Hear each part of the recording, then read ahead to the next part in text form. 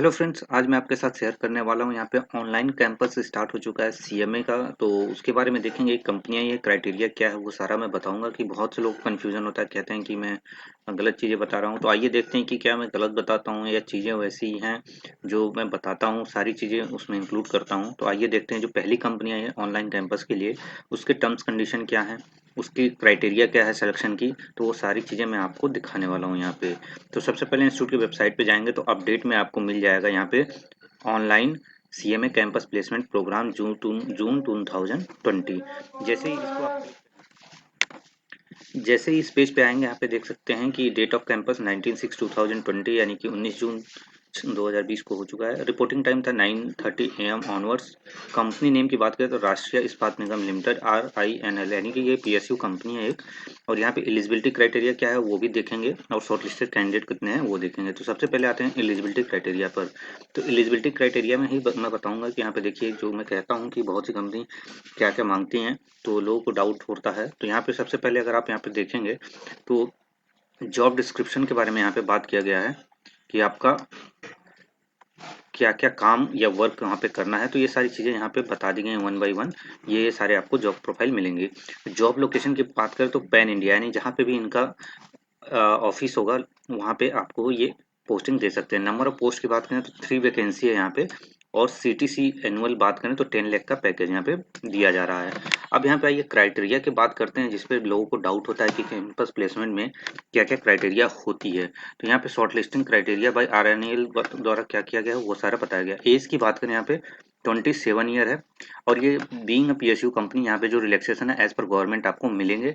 तो 3 ईयर जो है OBC को मिलेगा, 5 ईयर जो है आपको यहाँ पे year for SC ST candidate, and 10 year for PWD candidates. तो ये सारी चीज़ें यहाँ पे डिफाइन होती है। जैसे काफ़ी लोग पूछते हैं कि कैंपस प्लेसमेंट में एज क्या होता है, तो गवर्नमेंट या PSU कंपनी कोई भी आती है तो वो उसी क्राइटेरिया से सेलेक्ट करते हैं, जैसे कि ऑफलाइन यानी कि ऑल ओवर इंडिया बेस पे जो एग्जाम्स लेते हैं उसकी तरह ही रहती हैं सारी टर्म्स कंडीशन ऑलमोस्ट। देन यहाँ पे अगर बात करें बी पॉइंट की, तो क्वालिफिकेशन में देखिए 60% इन ग्रेजुएशन फॉर जनरल, यानी आप जनरल कैंडिडेट हैं तो आपके पास 60% ग्रेजुएशन में होना चाहिए। इसका मतलब है आपके पास ग्रेजुएशन नहीं है तो आप इस कंपनी में शॉर्टलिस्ट नहीं किए जाएंगे। और अगर आपका 60% से कम है तो भी आप सेलेक्टेड नहीं किए जाएंगे, अगर आपके पास ग्रेजुएशन सर्टिफिकेट है तब भी। OBC एंड EWS कैटेगरी के लिए एंड ये तीनों के लिए 60% है, and 50% for SC ST and PWD candidate. तो सबसे पहले आपके पास ग्रेजुएशन होना चाहिए। सेकंड कंडीशन है 60% होना चाहिए आपका OBC EWS है तो, और 50% होना चाहिए SC ST। अदरवाइज आपका इसमें सिलेक्शन नहीं होगा, वेदर आप रैंक होल्डर 1 है या रैंक होल्डर 50 है, कोई मैटर नहीं करता अगर आपके पास ग्रेजुएशन की डिग्री नहीं है।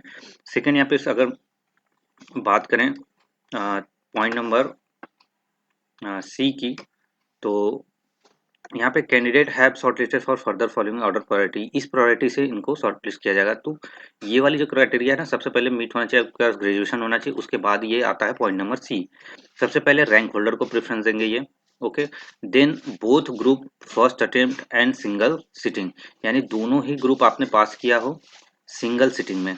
उसके बाद तीसरा पॉइंट आता है बोथ ग्रुप 1 अटेम्प्ट, यानी आपने दोनों ही ग्रुप दिया हो एक अटेम्प्ट में, यानी ये सिंगल सिटिंग है। कि बोथ ग्रुप फर्स्ट अटेम्प्ट, यानी दोनों ही ग्रुप आपने सिंगल सिंगल सीटिंग में भी दिया है तो भी। देन यहाँ पे both group subsequent attempts on and so on, तो बोथ ग्रुप आपने दिया है एक सीटिंग में नहीं, सेकंड सीटिंग में हो सकता है क्लियर हो इस तरीके से। तो सबसे पहले रैंक होल्डर, फिर both group first single sitting, and third है बोथ ग्रुप फर्स्ट अटेम्प्ट, यानी दोनों ही ग्रुप एक एक अटेम्प्ट में आपने पास कर लिया सब्सिक्वेंट वाली। In case of OBC SC category order priority standard for shortlisting shall be relaxed based on the availability of the candidate in order to get the desirable number of candidate for interview। तो यहाँ पर कुछ condition जो है relax कर दिए जाएंगे, यानी कि OBC और EWS के जो ये 60% है इसके बारे में बात किया गया। हो सकता है कि अगर नंबर ऑफ कैंडिडेट सुटेबल नहीं मिल पाते हैं तो हो सकता है इसको 55 कर दिया जाए, किसके लिए, OBC के लिए। और SC ST का भी इसी तरीके से 50 को हो सकता है 45 कर देंगे ग्रेजुएशन में। तो ये सारी चीज़ें बताई जाए। तो सबसे पहले आपने यहाँ पे क्या देखा वो देख लीजिए कि आपके पास ग्रेजुएशन होना चाहिए, ठीक है। अब ग्रेजुएशन है तो उसके बाद आपके पास 60% होना चाहिए, अगर आप जनरल OBC और EWS हैं तो। अगर नहीं है अगर ग्रेजुएशन नहीं है तो आप इस कंपनी में शॉर्टलिस्ट नहीं होंगे। ग्रेजुएशन है लेकिन 60% से भी कम है तो भी आप शॉर्टलिस्ट नहीं होंगे, अकॉर्डिंग टू आपके कास्ट के हिसाब से जो भी परसेंटेज मिलता है। तो ये क्राइटेरिया हो गया। तो इसमें जिनके पास ग्रेजुएशन नहीं है या फिर जिन्होंने ग्रेजुएशन में कम परसेंटेज स्कोर किया है तो वो लोग शॉर्टलिस्ट नहीं किए जाएंगे। अब आते हैं यहाँ पे कौन को कितने कैंडिडेट शॉर्टलिस्ट हुए हैं वो देख लेते हैं यहाँ पे। तो जैसे ही आप उस पर क्लिक करेंगे आपको ये लिंक सारे डिस्क्रिप्शन बॉक्स में मिल जाएगा, तो उसकी टेंशन आप ना लें। यहाँ पे देख सकते हैं कि जो नंबर ऑफ कैंडिडेट हैं आप देख सकते हैं यहाँ पे टोटल आई थिंक 15-16 है। वन, तो ये सारे लोग शॉर्टलिस्ट किए गए हैं कंपनी के द्वारा। यहाँ पे देख सकते हैं यहाँ से यहाँ तक सारे लोगों को शॉर्टलिस्ट किया गया है। तो आप इसी से देख सकते हैं, आप लोग को डाउट होता है कि क्राइटेरिया क्या है, तो इस कंपनी के क्राइटेरिया से आपको पता चल गया कि आपके पास ग्रेजुएशन होना चाहिए, 60% भी है तो अच्छी बात है। मतलब ये है कि आपका ग्रेजुएशन एंड 60% से ज़्यादा है तो बहुत ज़्यादा चांसेस होते हैं आपके साथ बहुत से कंपनी में शॉर्टलिस्ट होने के। तो ये पूरी डिटेल थी फ्रेंड्स। आई होप यहाँ से एक डाउट तो क्लियर हो गया होगा कि ग्रेजुएशन अगर आप करते हैं तो बहुत अच्छी बात है आपके लिए कि कंपनी में सपोज आपने फर्स्ट रैंक होल्ड किया है लेकिन यहाँ पे आपका ग्रेजुएशन नहीं है तो आप यहाँ पे शॉर्टलिस्ट नहीं हो पाएंगे, क्योंकि यहाँ पे क्राइटेरिया में देख सकते हैं 60% मार्क्स इन ग्रेजुएशन लिखा हुआ है। Candidate have shortlisted for further following order, उसके बाद ये सारे ऑर्डर काम आएंगे आपके, चाहे रैंक होल्डर हों, चाहे एक बार अटेंड में किए हों, ये सारी चीज़ें। तो आई होप यहाँ पे कुछ आपके डाउट्स क्लियर हों। नेक्स्ट कैंपस प्लेसमेंट की जो भी लिस्ट आएगी या कंपनी आएगी उसकी क्राइटेरिया अगर मेंशन होगी तो वो सारा मैं आपको बताऊंगा।